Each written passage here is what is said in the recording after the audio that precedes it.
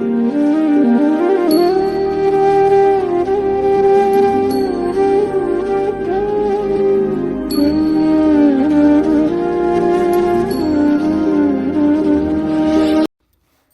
Hello नमस्कार, कसे आहात सर्व? मजेत ना? तर आज आहे धनत्रयोदशी. धनत्रयोदशीच्या सर्वांना हार्दिक हार्दिक शुभेच्छा.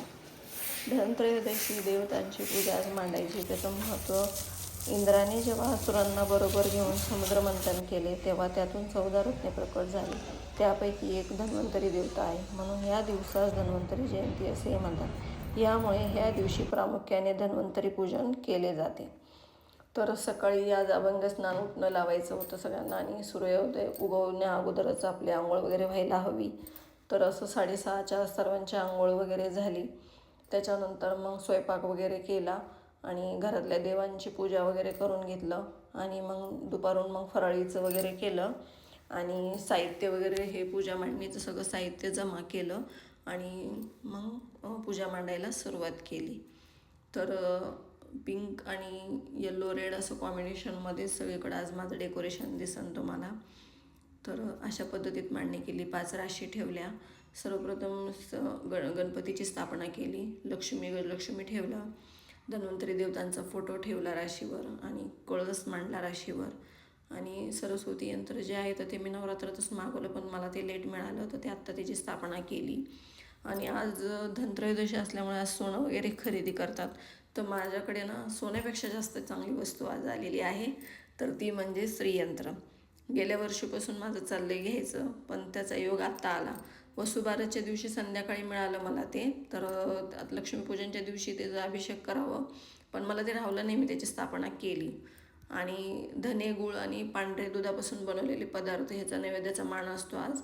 तर खाली पाण्याने मंडळ काढलं आणि मग नैवेद्य ठेवून 3दा पाणी फिरून फुलाने नैवेद्य चढवला देवांना.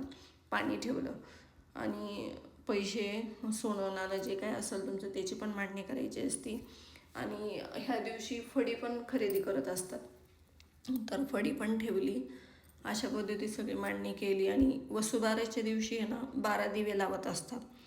तर धनत्रयोदशीच्या दिवशी 13 दिवे, तर 12 दिवे पंथी. आणि 13वा दिवा जो असतो तो यमदीपला दाखवण्यासाठी असतो, तो पिठाचा करायचा. तो बाहेर दक्षिणेकडे तोंड करून ठेवायचा असतो. तर इथं 12 दिवे प्रज्वलित करून घेतले. आणि पिठाचा दिवा जो आहे तर तो अशा पद्धतीत ठेवला. त्याच्यामध्ये मी ह्याचं तिळाचं तेल टाकलेलं. आणि वात जी आहे ना तर ती डबल वात नाही लावायची यमदीपला, सिंगल वात लावायची. तर असं मी सिंगल वात करून घेतली आणि अशा पद्धतीत मांडणी केली.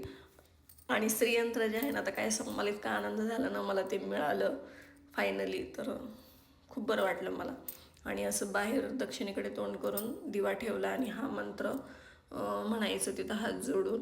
आणि त्यांना आपल्या परिवारासाठी प्रार्थना करायची. आणि जे पण आपल्या फॅमिली ते सगळ्यांना हात जोडायला लावायचं तिथं. अशा पद्धतीत मांडणी केली. आणि संध्याकाळी दिवे वगैरे लावून घेतले. आज पूर्ण दिवस ना माझा असा हात चालूच होता. हे काम झालं की ते काम झालं की ते, आणि सगळं एकट्यालाच करावं लागतं.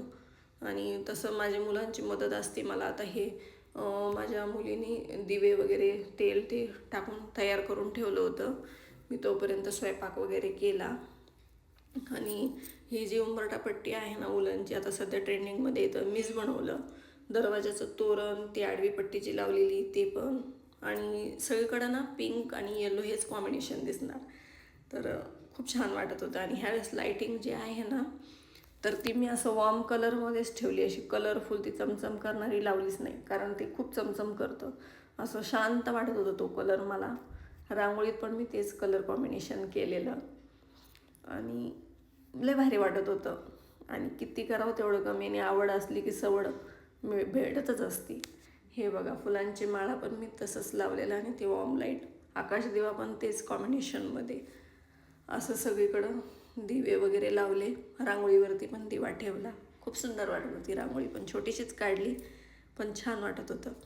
आणि पावसाचं वातावरण सुरू आहे. एक 10-15 मिनटं दिवे राहतात की लगे हवा सुरू होऊन जाते, लगेच पाऊस.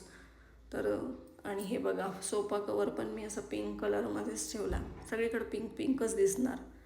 आणि लटकनं पण असे पिंक, येल्लो, ग्रीन अशा कॉम्बिनेशनमध्ये लावले हॉलमध्ये. आणि असं सगळं तयारी केली. मग संध्याकाळी आरती केली. अशा पद्धतीत पूर्ण दिवस गेला आमचा. तर इतकी सुंदर वाटत होती ना पूजा, आणि माझीच नजर लागणार. किती करावं तेवढं कमी. कसा वाटला व्हिडिओ नक्की कमेंट करून सांगा. परत पुन्हा भेटूया पुढच्या व्हिडिओमध्ये. Bye bye.